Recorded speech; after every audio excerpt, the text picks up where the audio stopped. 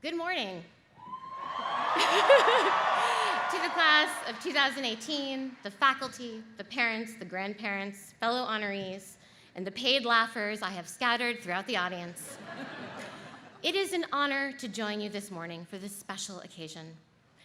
It is also an honor to speak to you today from behind this gigantic tree stump, like some sort of female Lorax with an advanced degree. That's right, you guys. I'm hitting Dr. Seuss hard and early in this speech. Because Dartmouth grads have a privilege unique among all the Ivy League. We will be forced to be mini experts on Dr. Seuss for our entire lives. On my deathbed, I'll be saying, did you know that his real name was Theodore Geisel? Did you know that he was the editor of the Dartmouth Jack-o'-lantern? And yes, while no US presidents have gone to Dartmouth, we can at least lay claim for the wonderful Dr. Seuss. Another notable alumnus is Salmon P. Chase, the man on the $10,000 bill. A symbolically powerful piece of paper that's largely useless in the real world. Like a degree in playwriting, which I received from this very institution. Thank you for paying for that, Mom and Dad. It's a thrill to be back here in New Hampshire, the Granite State, known for two things: the place where you can legally not wear your seatbelt, and Adam Sandler's birthplace. New Hampshire has one of the best mottos of any state: live free or die. For outsiders, it sounds like an exciting declaration of freedom. But when you're here in January, die actually sounds like a pretty good option. I remember the days when it was so cold, your sneeze would become an ice sculpture before it hit the ground. In Los Angeles, where I live now, if I sneeze, I just call my doctor and have my blood replaced with that of a teenage track star. That's normal there. I'm mostly track star right now. Before I get any further, I should actually probably clarify who I am for the parents and grandparents in the audience who are thinking to themselves, who is this loud Indian woman? Is that the girl from Quantico? She looked so much worse in person. No, I'm not Priyanka Chopra, not even Padma Lakshmi. I'm the other Indian woman we have allowed to be on television, Mindy Kaling. Thank you. You may remember me from my role on The Office as Kelly Kapoor, who internet commenters said was, quote, shrill. And, quote, took up valuable time that could have gone to Steve Carell. I then created and starred in my own TV show, The Mindy Project. Thank you very much. It was an uphill battle to get that show on the air, but it was worth it, because it enabled me to become Dartmouth's most successful female minority show creator who has spoken at commencement.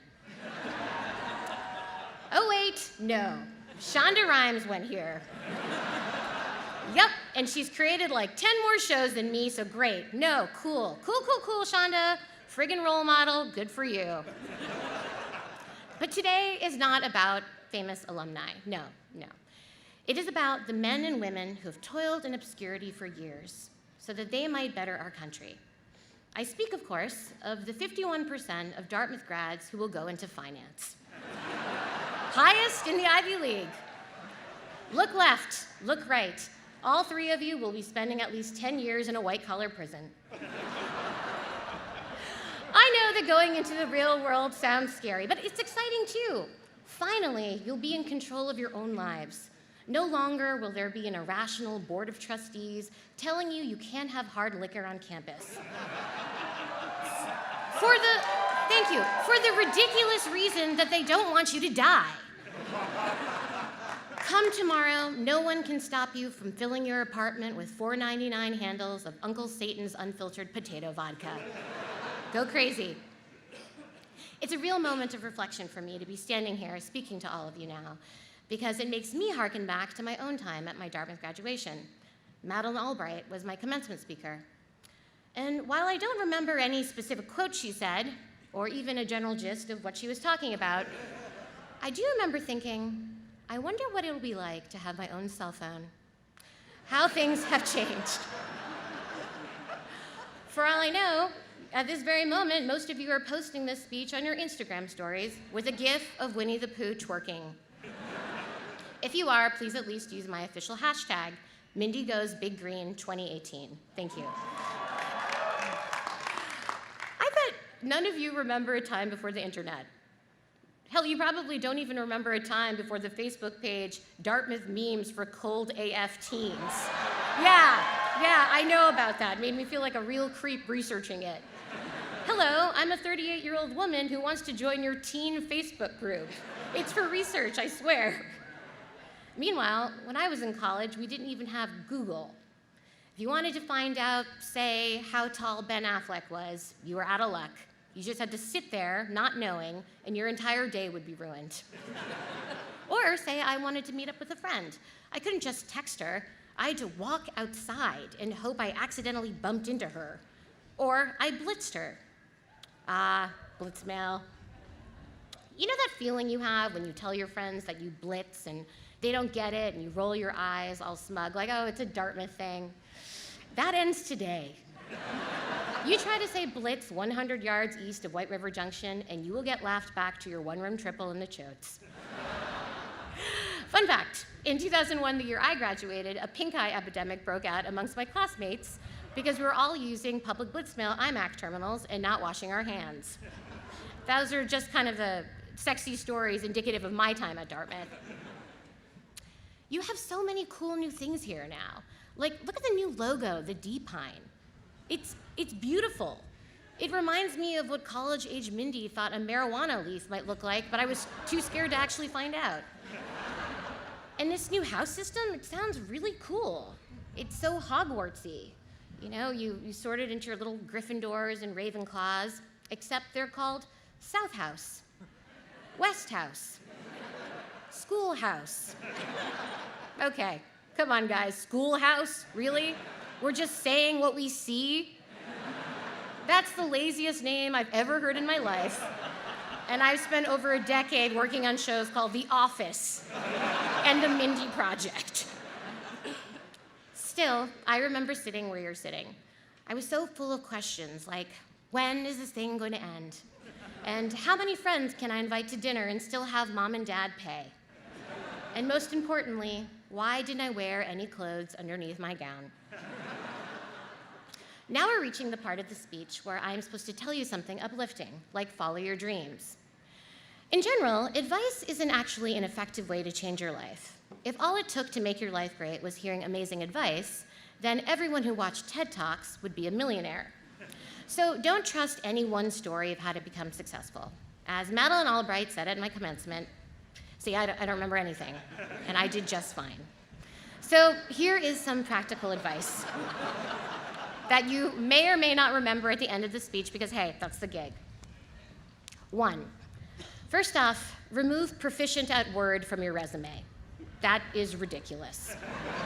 You're really scraping the bottom of the barrel of competency there. This is how you become proficient at Word. You open Word on your computer. 2, most of your post-college life is simply filling out forms. Car insurance, health insurance, W-2s, W-4s, 1099s. Guess what? None of us know what any of those forms mean, but you will fill out 100 of them before you die. 3, you never need more than one pancake. Trust me on this. Cartoons have trained us to want a giant stack of those bad boys, but order one first and then just see how you feel later. This one is just for guys. When you go on dates, act as if every woman you're talking to is a reporter for an online publication that you are scared of. One shouldn't need the threat of public exposure and scorn to treat women well, but if that's what it's gonna take, fine. Date like everyone's watching, because we are. 5, and this might be the most important, buy a toilet plunger. Trust me on this, don't wait until you need a plunger to buy a plunger.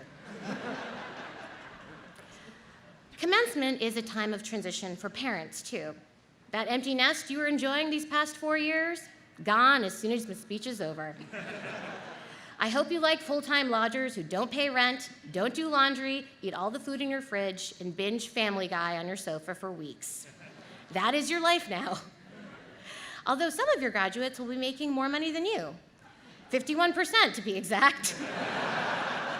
And to the parents of those investment bankers, consultants, and hedge fund analysts, congratulations. Your kids will be fabulously wealthy, but still somehow sharing your cell phone plan because it, quote, saves everybody money. Okay, now let's get real. Let me rip off the Band-Aid for all of you, the 18s. Next year, the next year of your life is going to be bad. You have been in the comfortable, fleece-lined womb of Mother Dartmouth for 4 years now, and you're gonna go out in the cold, hard world. Out there in the real world, there will be a target on your back. People will want to confirm their expectations of Ivy League graduates, that you're a jerk, that you're spoiled, that you use the word summer as a verb. Those stereotypes exist for a reason. I mean, come on, the guy from the $10,000 bill went to this school. You're graduating into a world where it seems like everything is falling apart. Trust in institutions are at a record low. The truth doesn't seem to matter anymore. And for all I know, the president just tweeted us into a war with Wakanda, a country that doesn't exist. So, class of 2018, you are entering a world that we have toppled like a Jenga tower, and we are relying on you to rebuild it. But how can you do that with the knowledge that things are so unstable out there? I'll tell you my secret, the one thing that has kept me going through the years, my superpower: delusion. This is something I may share with our president, a fact that is both horrifying and interesting.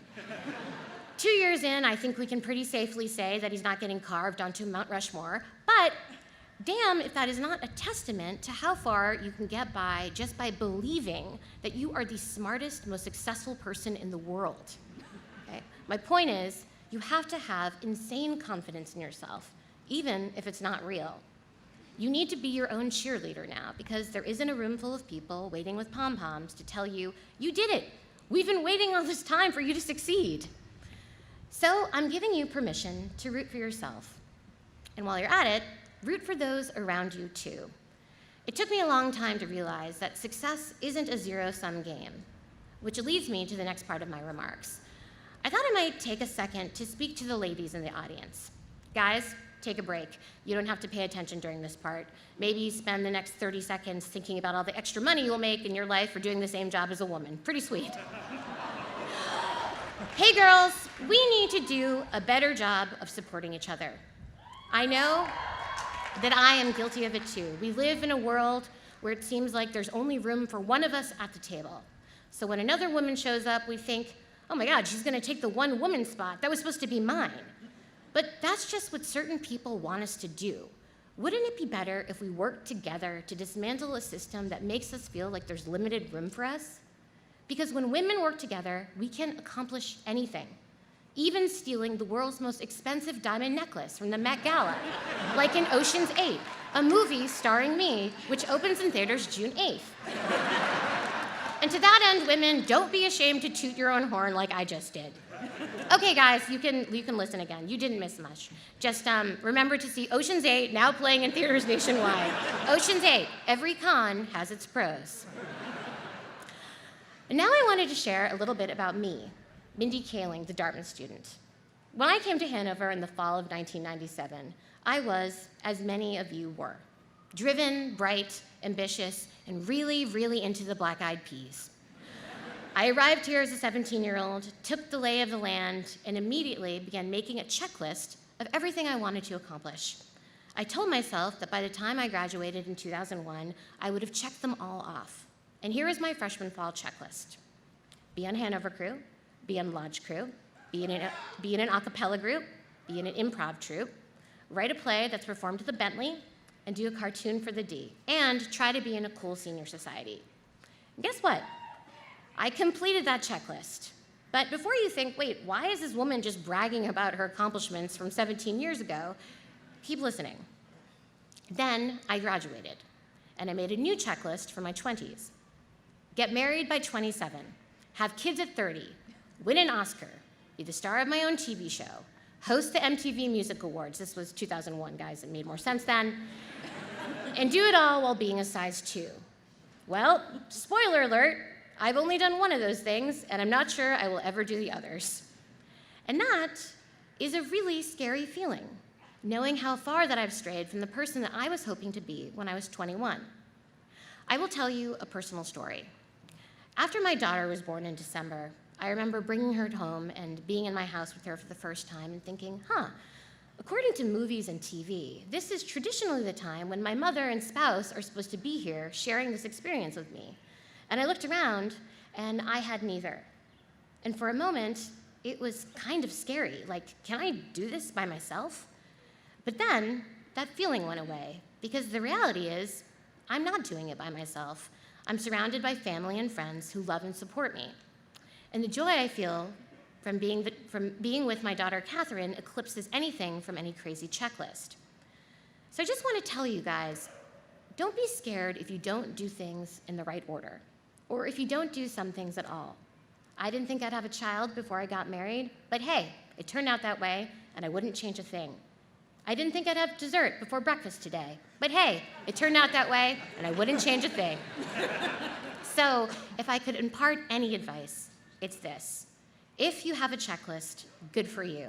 Structured ambition can sometimes be motivating, but also feel free to let it go. Yes, my culminating advice for my speech is a song from the Disney animated movie Frozen. I've covered a lot of ground today. Not all of it was serious, but I wanted to leave you with this.